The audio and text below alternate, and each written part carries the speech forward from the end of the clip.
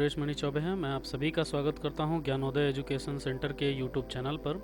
दोस्तों, जैसा कि आप सभी जानते हैं, इससे पिछली वीडियो में ही मिस ज्योति मैम ने आप सभी को वर्णमाला के बारे में और अच्छी तरीके से आप लोग को समझाया था। उम्मीद है आप लोगों को सारी चीज़ें सही से समझ में आ गई होंगी। दोस्तों, वर्णमाला में एक टॉपिक जो आपका संयुक्त व्यंजन का था, वो छोटा सा टॉपिक था जो कि छूट गया था, जिसे भी आज ही मैम ने कवर किया है। तो वो वीडियो भी आपको आज ही मिल रही है दोस्तों, आप इसे भी ध्यान से देख लीजिए और संयुक्त व्यंजन के बारे में आप जानकारी ले लीजिए। दोस्तों, यदि आपने हमारी पिछली वीडियो नहीं देखी हो तो आपको ऊपर आई बटन दिखाई दे रहा होगा, वहाँ पर क्लिक करके आप हमारी पिछली वीडियो देख सकते हैं, जिसमें मिस ज्योति मैम ने वर्णमाला के बारे में आप लोगों को अच्छी तरीके से समझाया है। दोस्तों, यदि किसी प्रकार का कोई सवाल होता है आपका, तो ज़रूर हमें कमेंट बॉक्स में बताइए कि आपका सवाल क्या है। और अगर किसी और टॉपिक पर आप कुछ बात करना चाहते हैं या फिर किसी और टॉपिक से रिलेटेड कुछ पढ़ाई करना चाहते हैं, तो आप ज़रूर उसे कमेंट बॉक्स में लिखिए। आप हमें कमेंट कर सकते हैं दोस्तों दूसरे विषयों के बारे में, जिनके बारे में आप जानना चाहते हैं। हम उनकी भी क्लासेस जल्दी से जल्दी आपके लिए अरेंज कराएंगे दोस्तों। और दोस्तों, हमारी वीडियोज़ को ध्यान से देखिएगा और बहुत सारा प्यार अपना दीजिएगा। उम्मीद है आप लोगों को हमारी वीडियो पसंद आए। तो आइए दोस्तों, हम अपनी वीडियो को शुरुआत करते हैं।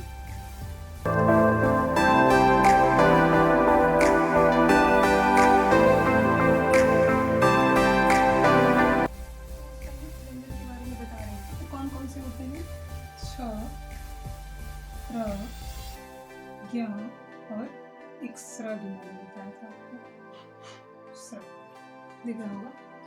तो छ जो होता है, ये किससे किससे मिलके बनता है? ये बनता है क प्लस स प्लस अस और त्र त प्लस र, ये हलंत लगा हुआ है प्लस त्र। इस हलंत का मतलब ये आधा आधा है, समझ में आ रहा ना? और ज्ञ बनता है ज प्लस ञ प्लस अ। यहाँ पे स्र ये बनता है स प्लस र प्लस अ। देख लीजिए, छ बनता है क और श से, त्र बनता है त और र से, ज्ञ बनता है ज और य से, स्र बनता है स और र से। ये संयुक्त व्यंजन होते हैं, इनको संयुक्त व्यंजन कहते हैं। संयुक्त व्यंजन, लेकिन इनको संयुक्ताक्षर भी कहते हैं। अब संयुक्ताक्षर के बारे में एक बात जान लीजिए। कभी कभी होता है संयुक्ताक्षर से बनने वाले शब्द लिखिए, तो लोग क्या करते हैं, आप सोचते हैं ये संयुक्ताक्षर है, या फिर संयुक्ताक्षर तो ये भी है, दो अक्षर मिल जाए तो संयुक्ताक्षर हो सकते हैं। संयुक्ताक्षर तो ये भी है, क्या म्या कुछ भी, ये भी तो संयुक्ताक्षर, हाँ दोनों होते हैं। ये संयुक्ताक्षर भी है, ये भी संयुक्ताक्षर। लेकिन संयुक्ताक्षर लगभग दो प्रकार के होते हैं। ये समझ लीजिए कि कुछ ऐसे संयुक्ताक्षर होते हैं जिन्हें देखकर नहीं बता सकते हैं कि इसमें क्या क्या मिल, जैसे ये छ, त्र, ज्ञ, स्र। एक और होता है द्य।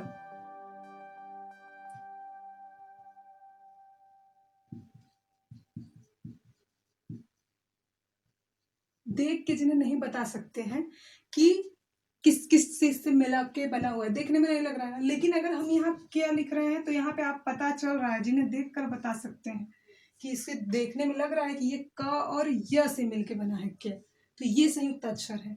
ठीक है, इसको भी संयुक्त अक्षर कहते हैं, इसको भी संयुक्त अक्षर कहते हैं। इस संयुक्त अक्षर में जैसे अभी ऐसे लिखा हो, इसको द्वित व्यंजन भी कहते हैं। जब समान वर्ण आपस में जुड़ जाए तब उसको द्वित व्यंजन कहते हैं। इसके बारे में फिर से पढ़ाएंगे। तो ये संयुक्त अक्षर आप समझ गए, ये है। अब एक चीज और, अब वर्णमाला पढ़ रहे हैं तो वर्णमाला में कितने अक्षर होते हैं ये जानना बहुत जरूरी है। बाकी और जो भी चीजें छूट रही होंगी फिर दूसरे वीडियो में पढ़ा देंगे, नहीं तो मुझे तो लगता है कि सारा कवर हो गया है। फिर भी एक चीज जो बहुत जरूरी है, वर्णमाला में कितने अक्षर होते हैं। वर्णमाला में अक्षर कितने होते हैं, मैं अपने समय की बात बताऊं तो जो वर्णमाला में अक्षर के बारे में मेरी जब मैं पढ़ती थी तो उस क्लास में भी बहुत डिस्कस हुआ था।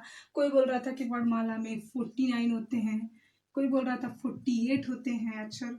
तो इसमें बड़ा हम लोगों ने सर्च भी किया, देखा भी, तो कहीं 49, कहीं 48 दिया था, कहीं 52। अगर आपको ऑप्शनल वाला क्वेश्चन में पूछा जाए कि वर्णमाला में कितने अक्षर होते हैं, तो आप 52 ही लगाएंगे। ठीक है, कैसे होते हैं वो मैं बता रही, लेकिन मूल रूप से वर्णमाला में जो अक्षर होते हैं 48 होते हैं। ठीक है, तो चलिए देखते हैं, अभी आप लोग भी देखिए, हम भी देखते हैं कैसे होते हैं 52। सबसे पहले हम लोगों ने पढ़ा था स्वर। स्वर जो होते हैं वो हमारे होते हैं 11। अब इस स्वर में मैंने अयोगवाह वर्णों को नहीं लिखा था जो अंग अह होते हैं, तो ये जो अयोगवाह वर्ण होते हैं ये होते हैं 2। ठीक है, मैं इसको ऐड करूंगी तो इसलिए यहां से ये सर्कल हटा दे रही हूँ। ठीक है, इसके बाद आपका व्यंजन मैंने बताया था, आपका होते हैं 33। ठीक है, व्यंजन कितने होते हैं 33। अब ये व्यंजन हो गए, व्यंजन हमने ह तक गिना है इसको 33 में, ये भी बताया था कि ह तक गिना है। अब व्यंजन के बाद हमारा आता है अतिरिक्त व्यंजन या उच्छिप्त व्यंजन, जो भी मैं आप लिखना चाहें। मान लीजिए मैं अतिरिक्त वर्ण लिख रही हूँ, तो अतिरिक्त वर्ण कितने होते हैं 2 होते हैं। ठीक है, अब हमने यहाँ पे कितना लिखा है, ये संयुक्त अक्षर है यानी संयुक्त वर्ण है। ये संयुक्त वर्ण कितने होते हैं, ये भी होते हैं 2। ठीक, और कुछ बचा, संयुक्त वर्ण हो गया। ठीक,